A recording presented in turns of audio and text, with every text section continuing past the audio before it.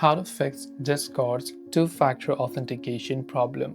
In order to fix the two-factor authentication problem on Discord, now normally maybe you're just trying to log into your Discord account and maybe you tap the login button from the bottom, but you're facing an issue of 2FA and whatever other type of measures that you're seeing within your account. Now, in order to solve that, normally you need to have access to the email or the phone number that you provided on Discord. So you'll actually get the SMS code on your phone number maybe, or maybe you'll also get the SMS code on your email which you have provided. So make sure that is the case as well.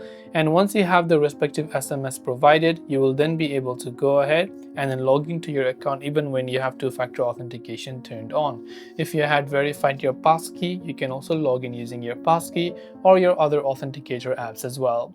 This way you'll be able to fix Discord's login two-factor authentication problem. Hope this video helped you out. If you have got any questions, feel free to leave them down below. As always, thank you for watching and see you soon in the next video.